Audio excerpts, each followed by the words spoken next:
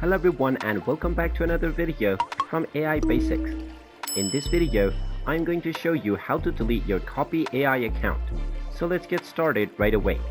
First of all, just open up your web browser and then in the address bar type in app.copy.ai and press enter.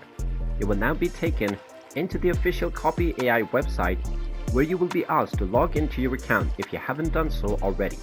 Just go ahead and select your appropriate login method and log in using your credentials or using your Google or Facebook account. Once you proceed with your login and you have been logged into your Copy AI account, you will be taken into your dashboard. Now, right from your dashboard, you will be able to work on various new projects. In order to delete your account though, click on your drop-down menu alongside your account option at the bottom left corner and then you will find the profile button.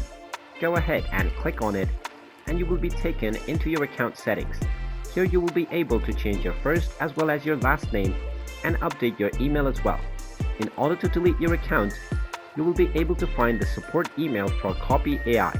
Simply click on the email and this will open up your email application.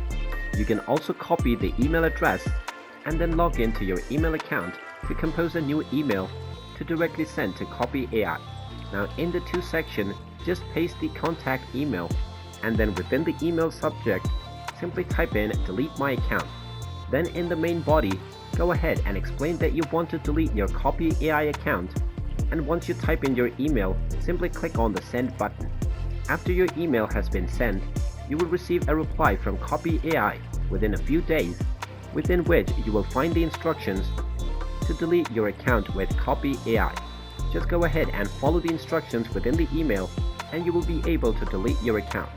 And there you have it. That is how you can delete your account with Copy AI.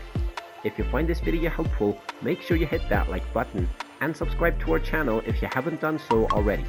Also ring that notification bell to never miss another update from us. Thank you for watching and I will see you again in the next video.